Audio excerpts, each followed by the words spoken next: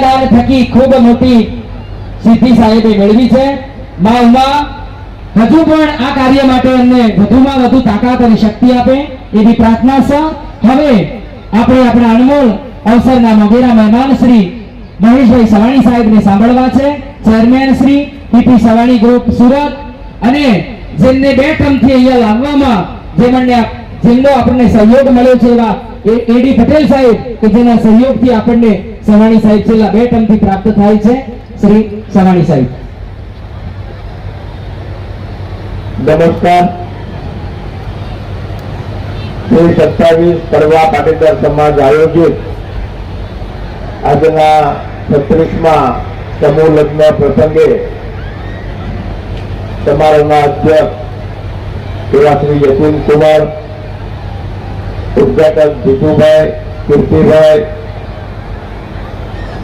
આપણી વચ્ચેથી જુદા જુદી એવા ધારાસભ્ય રમણભાઈ વાળા, સાંસદ શ્રી સુષ્માબેન બારૈયા, મારા મિત્ર એવા ઘણા સમય પછી અમે આજે ભેગા થયા એસપીજીના અધ્યક્ષ, રાષ્ટ્રીય અધ્યક્ષ એવા શ્રી લાલજીભાઈ, સમારોહના સ્ટેજ ઉપરના તમામ મહેમાનશ્રીઓ, તમામ દાતાશ્રીઓ વતી 27 કડવા પાટીદાર સમાજના પ્રમુખ જેઠાભાઈ, મંત્રી વિનોદભાઈ, ઉપપ્રમુખ ભરતભાઈ, અશોકભાઈ, સહમંત્રી ભરતભાઈ, ખજાનચી કોમલભાઈને ખૂબ ખૂબ અભિનંદન અમારા બધા વતી હું એમને પાઠવું છું. ઘણી બધી વખત એવું થાય કે જે લોકો મહેનત કરતા હોય ને તે વગર મહેનતના લોકોના સન્માન કરતા હોય. અમે અહીંયા બેઠેલામાંથી કોઈ મહેનત નથી કરી અને એ બધા અમારા સન્માન કરે. અમારા બધા લોકો એમનું સન્માન કરવું જોઈએ. આજે લગભગ મેં લાલજીભાઈ કીધું, લાલજીભાઈ કે મારે લગ્નમાં સમૂહ લગ્નમાંથી આવ્યો એટલે મોડું થઈ ગયું. મેં કીધું તમે ટાઈમે જુઓ, એટલા બધા સન્માન થયા ત્યારે બધા કરતા પહેલા તો સમાજને હું એ શિખામણ આપું કે હવે સમાજ એવા લોકોના સન્માન કરે કે જે કામ કરે છે. જે કામ નથી કરતા એના સન્માન કરવાની જરૂર નથી. અને ખાસ કરીને લાલજીભાઈએ જે કીધું કે સમાજને જોવું જોઈએ, તો લાલજીભાઈ લોકો દરેક 18 વર્ષનો છું, પણ મને દુઃખ સમાજ માટે એવું થાય કે અર્જુન હોય, ભીમ હોય, યુધિષ્ઠિર હોય, સહદેવ હોય, નકુર હોય, આપણે એમ કહીએ ને કે આ 5 પાંડવો હારા, કૌરવો ખરાબ, આ બધાનો ઇતિહાસ થઈ ગયો, પણ શકુનીનો ઇતિહાસ હજી સુધી સમાજમાંથી નીકળ્યો નથી. આ શકુનીના ઇતિહાસને કાઢવાની જરૂર છે. આપણા સમાજને કોઈ આગળ જતા રોકી શકે નહીં જો આપણો સમાજ એને પાડે નહીં. આપણને બીજું કોઈ નથી પાડતું, આપણને આપણો જ પાડે છે. આપણો પાડતો બંધ થઈ જાય ને તો બધા કરતા આગળ આપણો સમાજ છે. એ પછી સુરત હોય, એ પછી અમદાવાદ હોય, એ પછી ગમે તે ઈડર હોય કે ગમે તે સૌરાષ્ટ્રમાં રાજકોટ હોય, પટેલ સમાજમાં શકુની આવી ગયો છે. આ શકુનીને કાઢવાની જરૂર છે. આ દરેક લોકોએ સમજવાની જરૂર છે અને આના માટે વિચારવાની પણ જરૂર છે. આપણે રૂપિયો, લાલજીભાઈ, આ સારા કામમાં વપરાય ને તો એ રૂપિયો એળે ગયો કહેવાય. સારા કામમાં વપરાય એ રૂપિયો વધે. પણ આપણો રૂપિયો શિક્ષણમાં ગયો હોય તો એ સારા કામમાં ગયેલો ગણાય. પણ આપણો રૂપિયો અત્યારે 100 રૂપિયામાંથી 10 રૂપિયા જ શિક્ષણમાં અને સારા કામમાં જાય છે, બાકી 90 રૂપિયા બતાવી દેવા માટે જાય છે કે દેખાડો કરવામાં જાય છે. આપણે બધા માં ઉમિયાના દીકરાઓ છીએ, માં ખોલનના દીકરાઓ છીએ, ભગવાનના દીકરાઓ છીએ. ભગવાન આપણા મંદિરમાં છે, આપણા ઘરમાં છે, પણ પણ ભગવાન આપણે હારે છે એના માટે ધુમાડા કરવાની જરૂર નથી. 7 દિવસની કથા કરવાની જરૂર નથી. જો તમારા ઘરમાં મંદિર છે, મા ઉમિયા તમારા ઘરમાં બિરાજમાન હોય તો 7 દિવસની શિક્ષણની કથા કરવાની જરૂર છે. જેની કથા કરવાની જરૂર છે ને એની કથા કરતા નથી,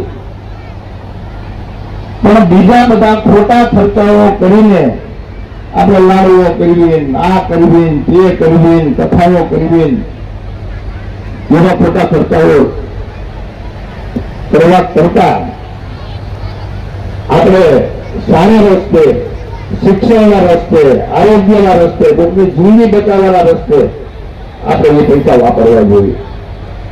દીકરીઓ ભાગી જવાનું કારણ મને હમણાં એક ઇન્ટરવ્યુમાં કીધું હતું કે ફલાણાની દીકરી ભાગી ગઈ, તો મેં કીધું દીકરી ભાગી, હારે દીકરો નતો ભાગ્યો? ભાગે તો દીકરી જ ભાગે, તેનો દીકરો ન ભાગે. દીકરીને બચાવવી હોય તો દીકરાને બચાવવો હોય. હું તો બેયની વાત કરું છું, દીકરો કે દીકરી. આપણે એને ખરાબ રસ્તે, અવળે રસ્તે કે ખોટી બુદ્ધિથી ખોટા ડિસિઝન લેવા માટે જો અટકાવવા હોય ને તો પાયાનું કામ કરવાનું છે ભણતર, એજ્યુકેશન. તમે દીકરીને 2 જ વસ્તુ આપો, એક એજ્યુકેશન આપો ને એક પ્રેમ આપો. એજ્યુકેશન આપો તો એને ખબર પડશે કે સારું શું અને ખરાબ શું. અને પ્રેમ આપશો ને, એને પ્રેમ નથી મળતો ને એ બીજે પ્રેમ ગોતે છે. આપણે લખી દઈએ, જેને ઘરમાં પ્રેમ નથી મળતો ને એ બીજે પ્રેમ ગોતવા જાય છે. એના બાપને કઈ કહી નહીં કે, એની માને ન કહીએ કે, અને એ માથે પટ્ટો બાંધેલા, ચશ્મા બસમાં પહેરેલા લાલજીભાઈ કે એની હીરોને કહીએ કે, કારણ કે હીરો એને પ્રેમ આપે. તમે એ પ્રેમ આપો ને તો તમારી દીકરી કોઈ દિવસ ઘરમાંથી ભાગશે નહીં. આ મા બાપે સમજવાની જરૂર છે. આપણે બધા જ માં છે એ કિટ્ટી પાર્ટીઓમાં પડી ગઈ, બાપ છે એ નોકરીમાં ધંધામાં પડી ગયો. આપણા દીકરાઓ દીકરીઓ ખોટા વ્યસનોમાં, ખોટા મોબાઈલોની અંદર જોવામાં આપણે આપણા દીકરા દીકરીઓ માટે સમય નથી આપી શકતા. અને પછી આપણે કહીએ કે આપણો દીકરો કે આપણી દીકરી ભાગી ગઈ. હું તો મેં રામજીભાઈને કીધું, મને તો દીકરા દીકરીનો વાંક કરતા એના માતા પિતાનો વધારે વાંક લાગે છે.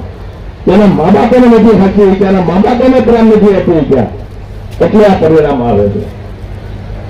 આ પરિણામમાંથી કોઈ પણ બાપ હોય, એની પોતાની દીકરી હોય, એના માટે એ સારું વિચારતો હોય, પણ સારું વિચારતાની સાથે સાથે જો એ સાચો પ્રેમ પણ કરતો થઈ જાય ને, એક દીકરી એના મા બાપને મન ખોલીને જો વાત કરીએ કે કોઈ પણ ધર્મના હોય, એના કદાચ બીજા ધર્મમાં દીકરો સારો પણ હોય તો એ મા બાપને કોઈ દિવસ કોઈ વાંધો ન હોય. પણ જયારે મા બાપને દીકરી કે દીકરો બોલી નથી શકતા ને ત્યારે એ આ ભાગવાના વિચાર કરે છે. સમાજમાં સમૂહ લગ્ન આપણે કરીએ, સમૂહ લગ્નની અંદર આપણે શા માટે સમૂહ લગ્નમાં લગ્ન કરીએ? એટલા માટે કે આપણે ગરીબ છીએ. હું તો એમ કહું છું કે જે બુદ્ધિશાળી લોકો હોય ને એ સમૂહમાં લગ્ન કરે. જે ઘરે લગ્ન કરે અને ખોટા ધુમાડા કરે, ખોટો દેખાડો કરે ને એ બુદ્ધિના બારદાન છે. હવે તમને ચોક્કસ કહું, આજના જમાનામાં જેમ મેં તમને કીધું કે દીકરીઓને શિક્ષણ આપો, એક શિક્ષણ માટેનો ખર્ચો કેટલો? એક શિક્ષણ માટેનો ગુજરાતી મીડિયમમાં આપણો દીકરો કે દીકરી ભણતી હોય, પહેલા ધોરણમાં હોય તો કદાચ 5,000 રૂપિયાની વર્ષની ફી હોય. આપણે 10,000 રૂપિયાના વર્ષની ફી ગણી લ્યો. 12 ધોરણ સુધી ભણે તો 1,20,000 નો ખર્ચો થાય. કોલેજ કરે તો 25,000 ફી ગણી લ્યો. તો 4 વર્ષ કોલેજ કરે તો 1 લાખ ફી એ થાય, 2,20,000 થાય. એને આપણે ડબલ કરી નાખો. આરામારી સ્કૂલમાં મૂકે તો 20,000ની સ્કૂલમાં ભણે છે, 50,000ની કોલેજમાં ભણે છે, તો 5 લાખનો ખર્ચો આપણા બાળકને નર્સરીથી લઈને ગ્રેજ્યુએટ કરવા સુધીનો થાય. પણ 5 લાખનો ખર્ચો આપણા સમાજના વડીલો કરતા નથી, એના દીકરા દીકરીઓને ભણાવતા નથી, પણ એના લગ્નમાં ઓલા ઢોલ વગાડવા વાળા અને સનોઈ વગાડવા વાળા અને ફટાકડા વાળાને બોલાવી 10 લાખનો ખર્ચો કરી નાખે છે. એ 2-3 દિવસનો ભમાડો 10 લાખનો જે કરી નાખે છે એ યોગ્ય છે કે એના બાળકને 15 વર્ષ સુધી ભણાવે એ યોગ્ય છે? આ એને પછી 15 વર્ષ સુધી ભણાવે ને તેનો દીકરો કે દીકરી ભાગશે નહીં. એનામાં સમજણ આવશે, સાથે પ્રેમ પણ આપવો પડશે. તદ્દન ખોટો રૂપિયો સમાજ પાસે પૈસા થઈ ગયા, એ પૈસાનો દુરુપયોગ કરશે. લક્ષ્મી કોઈ દિવસ કોઈની ટકી નથી. લક્ષ્મી બહુ ચંચળ હોય છે. તમે કયા રસ્તે વાપરો છો ને એની ઉપર બહુ આધાર રાખે છે. અમુક લક્ષ્મી હોય દારૂમાં, વ્યસનમાં, ફેશનમાં રહી જાય. અમુક લક્ષ્મી છે સમાજના કામોમાં વપરાશે, તમારા પરિવાર માટે વપરાશે, અને એ લક્ષ્મી તમારી ટકશે. સમૂહ લગ્નમાં લગ્ન કરે એ ગરીબ નથી, સમૂહ લગ્નમાં લગ્ન કરે એ બુદ્ધિશાળી છે. અને હું તો દરેક જગ્યાએ કહું, એક રાજકારણ, એક ધર્મ અને એક સમાજના અગ્રણીઓ, આ ત્રણેય જો બોલે એ કરે ને તો સમાજ કોઈ દિવસ દુઃખી ન થાય. આ ત્રણેય બોલે એ કરે, પોલિટિક્સ, સમાજ અગ્રણી અને ધર્મ, આ બધા સાધુ મહારાજો આપણને કે, હું હમણાં જ અહીંયા આવતો હતો ઈડર, ત્યારે હું એક સોશિયલ મીડિયામાં જોતો હતો, એક મહારાજે કીધું કે હું સમૂહ લગ્નમાં જાઉં છું, બીજે ક્યાંય જાતો નથી, અને પોતાના દીકરાના લગ્ન એના ખૂબ ધામધૂમથી કર્યા. હવે બોલે હું, તમને કહેવું અને પોતે કરે હું. આ ત્રણ લોકો જો પોલિટિક્સ, સામાજિક અગ્રણી અને ધર્મ ગુરુઓ જો બોલે એ કરે ને તો કોઈ સમાજ પણ કોઈ દિવસ દુઃખી ન થાય. દીકરીઓને ગઈ વખતે મેં કીધું હતું કે દીકરીઓને આપણે છૂટ આપવી પડે, દીકરીઓને ઉડવા દેવી પડે, પણ ત્યારે આ બધી દીકરીઓને પણ બે હાથ જોડીને વિનંતી કરું કે તમને ઉડવા નહીં દેવાનું કારણ પણ તમારા માતા પિતાનું હોય તો તમારી સેફટી. તમે તમારા મા બાપને જે દિવસે એના માથા ઉપર હાથ મૂકીને ખાલી એટલું વચન આપશો ને કે મમ્મી, પપ્પા, મારી ઉપર વિશ્વાસ રાખજો, તમારું નાક ન કપાય ને કોઈ દિવસ તમારું નાક નહીં કપાવો તો જો આ વિશ્વાસ તમે તમારા મા બાપને જે દિવસે આપશો તે દિવસે મા બાપ તમને ઉડવા દેશે. આ વિશ્વાસ આપણી દીકરીઓ આજના યુગમાં આપી શકતી નથી. ત્યારે એજ્યુકેશનની જેટલી જરૂર છે, પૈસાને બચાવવા, ખોટા રૂપિયા ન વાપરવા, સમૂહ લગ્નમાં લગ્ન કરવા, ખોટા ધર્મના નામે આપણે કરોડો રૂપિયા બગાડી નાખવું જોઈએ જેનું કોઈ કારણ નથી. મને ઘણા બધા ગયા વર્ષે લાલજીભાઈ કહેતા, હું તો બધાની વચ્ચે કહું છું કે ગંગામાં નાવાથી પાપ ધોવાય. બધા નાવા માટે કેટલાય ટોળા લાખો કરોડોની સંખ્યામાં ગંગામાં નાવા ગયા. હું તો કહું, તમારા ઘરમાં દીકરી હોય ને, તમારા ઘરમાં નાની દીકરી હોય કે મોટી દીકરી હોય ને, એને પગે લાગો ને તો માં ઉમિયા ઈ છે, માં ખોડિયારે ઈ છે. એને તમે હાથો ને એનું જતન કરો ને તો ક્યાંય ગંગામાં, યમુનામાં, ગોદાવરીમાં, તાપીમાં, નર્મદામાં નાવાની જરૂર નથી. અને જે દિવસે સમાજના અગ્રણીઓ સમૂહ લગ્નમાં જોડાશે ને એ જ દિવસે સમાજ તમને ફોલો કરતો હોય, સમાજના અગ્રણીઓને ફોલો કરતો હોય, સમાજ નેતાઓને ફોલો કરતો હોય, સમાજ ધર્મગુરુઓને ફોલો કરતો હોય. હવે આપણે બોલીએ કંઈક ને કરીએ કંઈક. હું વસ્તી કહી શકું કે મારા બાપાએ આજથી 35 વર્ષ પહેલા મારા લગ્ન સમૂહ લગ્નમાં કર્યા હતા. ત્યારે તો આવા માયરાય નહોતા.